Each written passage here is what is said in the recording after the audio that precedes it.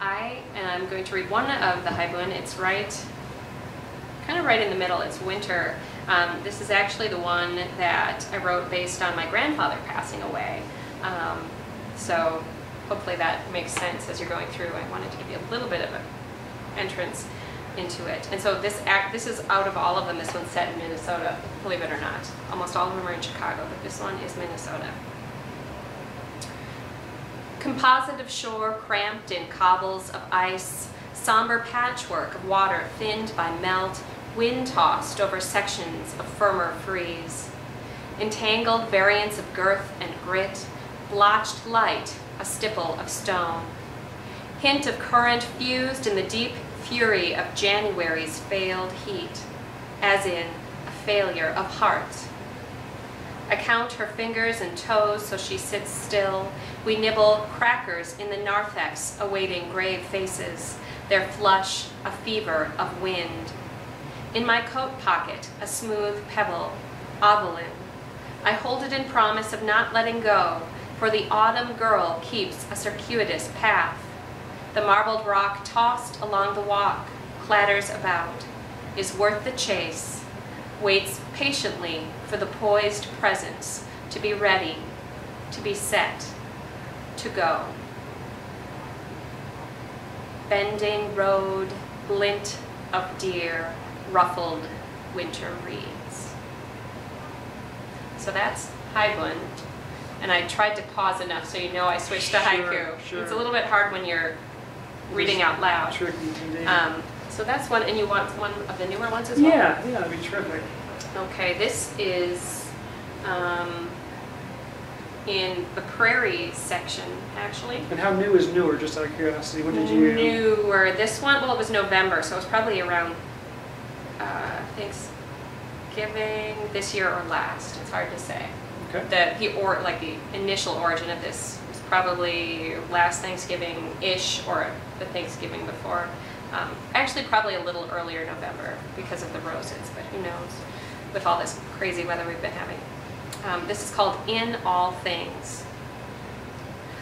Lightest frost, but still roses making bloom, bees settling still into cups of summer scent, lingering honey spice, shades of sky churning toward dusk.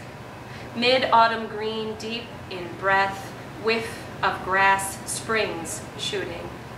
Yesterday's sterile chill bulged with current and loft of sun inhaled. Inhaled snout of the dog or sputtering horse. This knickered November that fills lungs to form with open lip, a dental, tongue to teeth, diphthong a, amalgamate, sound a nasal prod of guttered throat, full of hiss, such frictions of gratitude. And that is, I mean, that's how you would sound out thanks. Like, this thanks is what I'm spelling with all these diphthongs and things. Oh, is that? Yes. I liked the poem, but I didn't even realize that. Yes, so. Excellent. Yes. I mean, in my poor understanding of it, I'm sure there's probably some language scholar out there be like, no, that's not right. MLA is going to protest. Exactly, but for my things, the dental through is supposed to basically be the letters of thanks. And that would be a good example of you incorporating research into your poetry. I presume you had to kind of research, You know, I was actually just studying it for class. I mean, I was creating a lecture, and I had a lot of the other poem, and then I thought, this would really kind of be cool, because it's meant to be a poem of Thanksgiving, but I don't want to just write a poem like, thank you for the roses that are blooming, even though it's November. I mean, right. Blah. So. I know recently you were working on a poem specifically for your husband's 10th anniversary. Yes. I'm not going to put you on the spot. I don't have it with me. So. Oh, okay. But that's obviously a type of occasional poem. Did you find that particularly challenging because of it being so focused on a particular event? Or have you written other sort of occasional poems? Or I have written poems that reflect on like death or like passings of people. Not necessarily directly. The reason I wrote a poem for our 10th wedding anniversary was I wrote a poem for our wedding. I don't know if it's a good poem. I have it framed in our house somewhere. But I just kind of had no idea what to get him, and we weren't really going to give gifts. And I'm like, well, I wrote a poem for our wedding. I should do one. And Toby, don't listen, but I actually ended up, I was having such a hard time. I looked at Li Po's poem, which I'm totally forgetting the title, but the first line of that poem is Awake at Dawn. The poem is something about a beautiful girl. And it's about this relationship between a lover and his lovey, who is leaving the bed and going out into the garden. And I actually started to use that poem, not the words, but like what that flow of that poem was into this poem. And so I'm reacting to that poem as much as I am to my wedding. But don't listen, Toby, it's all about you. That's right. It's all about you. That's right. You're the center of my world. Absolutely. You do have a couple of others, what I would call sort of domestic poems in this new batch. And I wonder if you ultimately will consider those part of this group, or will maybe those start to be the beginnings of a new collection down the road? Do you have any sense of that right now? I don't know. It's interesting. In our email, you had mentioned one poem that I actually am not sure it really belongs. The interesting thing about the middle section of my poem, about dealing with the prairie and this idea of loneliness versus solitude, and how do you find yourself in a new place that's so unfamiliar compared to the landscape of Minnesota, and living in a major city versus kind of in a more rural area. Though Springfield, I know, is a big city in this part of Illinois. The thing that's interesting to me, and also with all of the economic turmoil, is that I am finding myself having, had two parents who never went to college and, worked really hard. Now I find myself in this kind of doctor's wife situation. I'm married to a doctor. I don't have to work. I teach because I like to get out of the house and I enjoy the environment, but I don't have to. And so as I was writing about all this place and what it meant to be in the prairie, I started to have this sense of, how do you complain? How do you possibly say my life is not going the way I want it to be when you're a doctor's wife who has options that people don't? And so I don't know if it fits, and I don't know if it's necessary, and maybe I'm writing them more for myself to be like, well, see, I'm not just whining. I'm not just whining, poor me, I'm writing poetry in my house that's on a lake. I mean, so I'm struggling with what that is and where those poems go, and if they go here, or if they're meant to be a different poem that somehow relates. But it really is interesting to have come from, a different sort of background, and now really find yourself in a background that's completely alien in more ways than one. Place, economic stratosphere. Sure. Yeah, so. Absolutely. I don't know. You'll have to tell me after you read and offer your critique of the manuscript. Do they belong there? I don't know. Okay, all right. Let's go ahead and spend just a couple of minutes maybe talking about your role as president of the Vachel Lindsay Association, and maybe how you got involved in that, and maybe for anyone who doesn't live in Springfield, or even for those who do, just a little bit about Vachel Lindsay himself. Yeah, absolutely. Well, Vachel Lindsay was really one of the eminent poets of the 2030s, I think by the 1920s and 30s. 1920s and 30s. By the time of his death in, I think, early 40s, I think his popularity had been waning quite a bit. But definitely in the 20s and early 30s, he was really it. I mean, right up there with Edna St. Vincent Millay and all these people who could, grab huge audiences for poetry. He used a lot of onomatopoeia, Ted. And he was very much a performer of poetry, and I think the modern take, the contemporary take on Vachel Lindsay is that perhaps his performance exceeded what was on the page. I don't have a breadth of knowledge. I know I have Vachel Lindsay poems I like, but I am not a scholar enough to comment on that.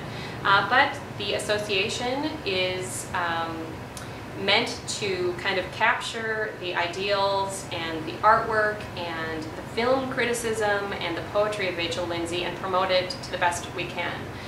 We're actually seated in Vachel's home here in Springfield. It's right across the street from the governor's mansion, And it's a beautiful historic site run by the Illinois Preservation Agency and run by Jenny Battles, who does amazing work bringing in poets from around the state. They have a connection to Lincoln. Actually, Lincoln's wife's sister, I think, owned the original house, and so there's a Lincoln connection here too, which is huge in Springfield.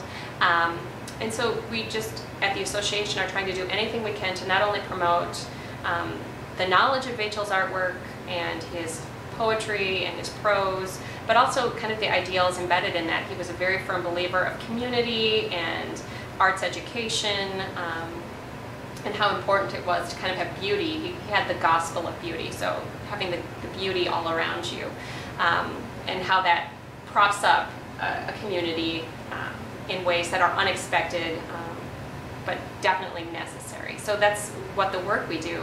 One of our most recent projects is trying to get a hardcover copy of a Vachel Lindsay children's poem called The Little Turtle published. We have beautiful illustrations, and we're hoping to get that published in a hardcover, and then, you know, in that way introduce Vachel to a new audience of very, very young readers of poetry, because kids love poetry. My kids love poetry. And it's a shame that somehow, as you age, that love of language and sound and rhyme and everything just kind of vanishes as you become an adult. Right. So. Well, one of the projects you just kind of spearheaded the completion of was the new website. So maybe you could talk about that for just a minute. Certainly. I was working with Rage Design. Ron Roulette did a wonderful job. We completely renovated the website, www.vachellindsay.org, if you're interested. And, you know, really trying to put, there's a lot of great information on the site, but it was very difficult to kind of get through. There was so much information, it was hard to navigate through. A lot of his writings are posted, that sort of thing. So we did a completely new design. We got some beautiful pictures of the home. Over time, we hope to add sound recordings and, you know, as many other bells and whistles as we can to kind of really start to promote Vachel as somebody who should be remembered a lot more than he is. All right, yes, it sounds terrific. Well, if you wanted to end with one sort of, I don't know, thought about poetry, or about maybe where you think poetry is going in the new millennium, or where you'd like it to go, what would you say? I would like poetry to not go into prose.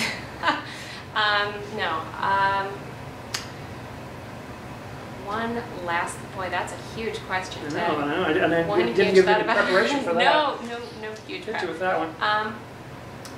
I think poetry is such a vital thing, and people, is it William Carlos Williams writes, people die every day for lack of not knowing poetry, basically. I think in some ways this, well, of course I've been talking about sound the whole time. Poetry to me is sound, it's song, it's meant to be as orally beautiful as it is technically crafted. I mean, I don't want it to just be all sound and crazy people, you know, putting out words that aren't, there's a purpose to it. But I think if poetry could kind of reclaim that idea of joyful song and not always like cerebral wordplay, less, not so much abstraction, but, and here I am talking about this as I'm writing poems about the universe. With very concrete poems about the universe. Yeah, it's very concrete poems about the universe.